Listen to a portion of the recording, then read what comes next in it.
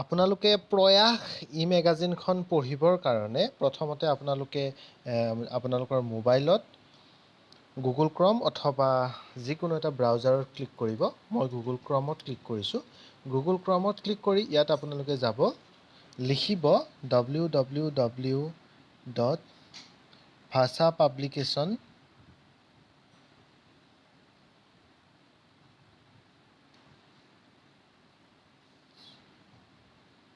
bhasapublication.in www.bhasapublication.in লিখিব। .in লিখাৰ লগে লগে আপোনালোকে দেখিব ভাষা প্ৰকাশনৰ অফিচিয়েল ৱেবছাইটটো খোল খাব।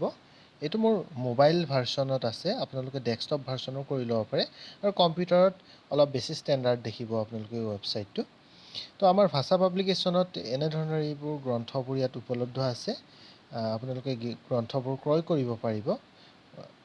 আমি আহিছোঁ এতিয়া আমাৰ যিখন ই-মেগাজিন, আজি 15 আগষ্ট 2021 তাৰিখে ডক্টৰ অৰূপজ্যোতি চৌধুৰী ছাৰে উন্মোচন কৰা ভাষা প্ৰকাশনৰ প্ৰয়াস শীৰ্ষক ই-মেগাজিনখন আপোনালোকে কেনেকৈ পঢ়িব, কেনেকৈ বিচাৰি পাব, সেইটো দেখুৱাব বিচাৰিছোঁ আমি। ইয়াত ক্লিক কৰিব। ইয়াত এনেকৈ আছে home, e magazine, video' studio', image gallery, news paper, e book, buy books, public news, about us 24/7। তো ইয়াত আপোনালোকে ই-মেগাজিনত ক্লিক কৰিব। ই-মেগাজিনত ক্লিক কৰাৰ লগে লগে আপোনালোকৰ হাইপাৰ লিংক হৈ আছে আমাৰ প্ৰয়াস, যিটো আমাৰ অফিচিয়েল ছাইট আছে প্ৰয়াসৰ, সেইটোত অট'মেটিকেলি খোল খাব আৰু ইয়াত আপোনালোকে দেখা পাব প্ৰয়াস ই-আলোচনীৰ মজিয়ালৈ আপোনাক স্বাগতম। ইয়াত দেখা পাব এনেধৰণৰ লিখনিবোৰ এনেকৈ আছে। তো ইয়াত যদি আপোনালোকে ক্লিক কৰে, ইয়াত হোম পেজ অৰ্থাৎ মুখ্য পৃষ্ঠা, সম্পাদনা সমিতি, সূচীপত্ৰ, সম্পাদকীয়, নিবন্ধমালা, গল্পগুচ্ছ, কাব্যমালিকা, অন্তৰংগ আলাপ আৰু অন্যান্য বুলি এনেকৈ আছে। অন্যান্য শিতানত আপোনালোকে দেখা পাব এখন ধাৰাবাহিক উপন্যাস কটনে ৰিঙিয়াই বুলি ইয়াত আছে আৰু ইয়াত গৈ আপুনি ক্লিক কৰি দিয়াৰ লগে লগে আমাৰ ধাৰাবাহিক উপন্যাসখন, যিখন মই লিখাৰ দায়িত্বত আছোঁ, কটনে ৰিঙিয়াই বা লিখিছোঁ, এইখন আপোনালোকে পঢ়িবলৈ সক্ষম হ'ব। ইয়াতে ৰাহুল দেৱ শৰ্মা এনেকৈ পাব। যথেষ্টখিনি ইয়াত কমেণ্ট আহিছে। ইতিমধ্যে পংকজ উপাধ্যায় ডাঙৰীয়াই লিখিছে ভাল লাগিল। আননন কোনোবা এজনে লিখিছে প্ৰথমখিনিয়ে আকৰ্ষিত কৰিলে ৰাহুল, পিছৰখিনিলৈ আগ্ৰহেৰে ৰৈছোঁ। ত্ৰিদীপ ভৰালীয়ে লিখিছে ছেমছ ভেৰি ইণ্টাৰেষ্টিং, গাৰ্লি ৱেইটিং ফৰ দ্য নেক্সট ৰিডিং। ভৰালীয়ে কমেণ্ট কৰিছে, ধন্যবাদ ভৰালী। তো আপোনালোকে সম্পাদনা সমিতিখন এনেকৈ ক্লিক কৰি ইয়াত চাব পাৰিব। সম্পাদনা সমিতিত আছে উপদেষ্টা শিৱপ্ৰসাদ শৰ্মা, মুকুট শৰ্মা, ৰূপালী মহন্ত, মঞ্জু হাজৰিকা। সম্পাদক আমি ৰাহুল দেৱ শৰ্মা। সদস্যত আছে প্ৰথম সংখ্যাৰ চাহিদ আফ্ৰিদি আৰু আমিৰ আলী। তাৰপিছত আপোনালোকে সূচীপত্ৰ এনেকৈ ইয়াত ক্লিক কৰি চাব পাৰিব। সূচীপত্ৰত এয়া ৰং লিখিছে গীতিকা শৰ্মা, শব্দ নিৰ্মিত বৰগোহাঁই, পৰিশ্ৰম উমেশ দত্ত, ফাগ পল্লৱ বৰুৱা, আলিবাটে নৱজ্যোতি কাশ্যপ, কোৱাৰেণ্টাইনত আছোঁ ৰঞ্জুশ্ৰী বৰ্মন, সম্প্ৰীতিৰে ভৰা মোৰ পৰিয়াল চন্দ্ৰা দেৱী দত্ত, সিদ্ধান্ত ৰূপালী হাজৰিকা, ড্ৰাগছ আৰু আমাৰ সমাজ ঋষিকন্যা বৎস, মই মানুহ নহ'লেও মাদক দ্ৰব্য চিনি পাওঁ ৰাবিয়া বেগম, ৰাগিয়াল দ্ৰব্য আৰু আজিৰ সমাজখন পূৰ্বটো নেওগ, উৰণিৰ আঁৰৰ মুখ আসমা খাতুন, কৈশোৰকাল ৰূপালী মহন্ত, নীতিশ ভৰদ্বাজৰ হাঁহিটো লোপামুদ্ৰা ভট্টাচাৰ্য, কৃষক মোৰ পিতাই শাশ্বতী শৰ্মা, কাব্য ভাৰতী ধৰ্মেশ্বৰী দেৱী বৰুৱানী, মঞ্জু হাজৰিকা, ৰুচি কুলচুম বিবি, সৌন্দৰ্য সুখ আৰু একাপ চাহ জয়ন্ত দেৱ শৰ্মা, গান্ধীজীৰ বুনিয়াদী শিক্ষা ভাৰতত সফল নহ'ল কিয় গীতিকা শৰ্মা বাই লিখিছে, আবেদন প্ৰেৰণাৰ্থী যতীন কুমাৰ, অৰণ্য ৰুদন, নাজমা বেগম, সম্পূৰ্ণ কস্তুৰী বৰঠাকুৰ, বান্ধৱী কস্তুৰী বৰঠাকুৰে লিখিছে, আকৌ যাওঁ বলা বৰাগীলৈ কৰুণাকান্ত শৰ্মা, মৌনতাও এটা ভাষা সবিতা বৰদলৈ, আপেক্ষিকতাবাদ ডি গোবিন, বন্ধু ডি গোবিনে লিখিছে, অগ্নিকন্যাৰ সমীপেশু তফজুল হক বৰবৰা ছাৰদেৱে লিখিছে আৰু কটনে ৰিঙিয়াই ৰাহুল দেৱ শৰ্মা। এনেকৈ আপোনালোকে পাব। ইয়াতে যিকোনো এটা ধৰক ৰঙত ক্লিক কৰি দিয়াৰ লগে লগে ৰং শীৰ্ষক এই লেখাটো ওলাই যাব, আপোনালোকে পঢ়িব পাৰিব। ইয়াত গৈ আপোনালোকে হোৱাটছআপত শ্বেয়াৰ কৰিব পাৰিব।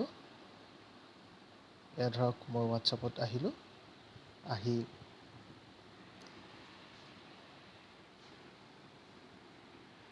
ধৰক মই ভাষা প্ৰকাশনত শ্বেয়াৰ কৰিছোঁ।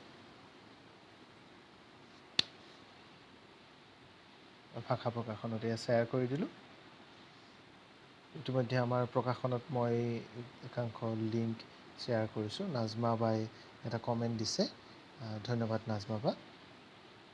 দুলুবই লিখিছে, কটনে ৰিঙে আৰম্ভ কৰিলোঁ ৰাহুল পঢ়িবলৈ, আৰম্ভণি মধুৰ। ধন্যবাদ দুলুবু।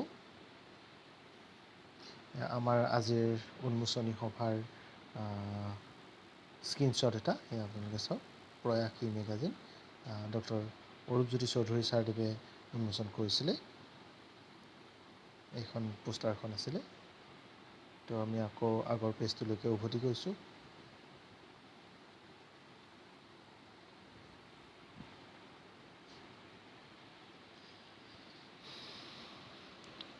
সম্পাদকীয়ত ক্লিক কৰিলে আপোনালোকে সম্পাদকীয়টো পঢ়িবলৈ পাব।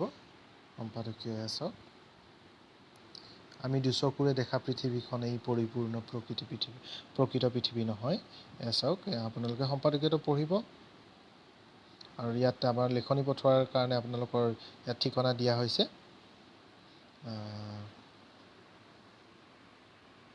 তাৰপিছত মই সূচীপত্ৰত গৈছোঁ। সূচীপত্ৰৰ পৰা কস্তুৰী বৰঠাকুৰৰ অপূৰ্ণ সম্পূৰ্ণত ক্লিক কৰিছোঁ। অপূৰ্ণ সম্পূৰ্ণত ক্লিক কৰাৰ লগে লগে কস্তুৰী বৰঠাকুৰৰ লেখাটো ইয়াত আহিছে। অপূৰ্ণ সম্পূৰ্ণ, এয়া কস্তুৰী বৰঠাকুৰ।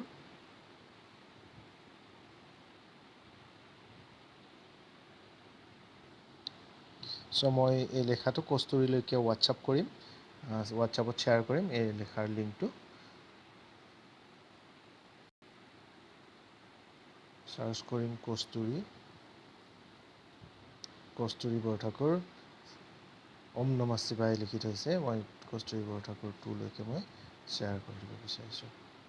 এয়া অপূৰ্ণ সম্পূৰ্ণৰ মই লিংকটো কস্তুৰী বৰঠাকুৰক শ্বেয়াৰ কৰিছোঁ। ঠিক একেটা লিংককে মই ইয়াত কপি কৰিব পাৰিম। ইয়াত কপি কৰিছোঁ। কপি কৰি মই ভাষা প্ৰকাশনত শ্বেয়াৰ কৰি দিম। ভাষা প্ৰকাশনত শ্বেয়াৰ হৈছে। তো আপোনালোকে এই লিংকটোত ডাইৰেক্ট ক্লিক কৰি, হাইপাৰ লিংক হৈ আছে, আপোনালোকে আমাৰ মেগাজিনখনত ডাইৰেক্ট প্ৰৱেশ কৰিব পাৰিব। চাব, ইয়াৰে প্ৰত্যেকটো লিখা আপোনালোকে পঢ়ি চাব। আপোনালোক আটাইকে ধন্যবাদ জ্ঞাপন কৰি শুভৰাত্ৰি ঘোষণা কৰিছোঁ। আৰু নিশ্চয় আপোনালোকে আমাৰ মেগাজিনখন পঢ়িব আৰু সুদিহা পৰামৰ্শ আগবঢ়াব। আৰু অনাগত দিনত আমাৰ এই সপোন সাফল্যমণ্ডিত হওক বুলি আশীৰ্বাদ কৰিব। ধন্যবাদ। আৰু অনিচ্ছাকৃত ভুলৰ বাবে আপোনালোকৰ ওচৰত আমি ক্ষমা মাগিছোঁ। আৰু ভুলবোৰ দেখুৱাই দিব। পৰৱৰ্তী পৰ্যায়ত আমি সেই ভুলবোৰ শুধৰণিৰ চেষ্টা ৰাখিম। ধন্যবাদ।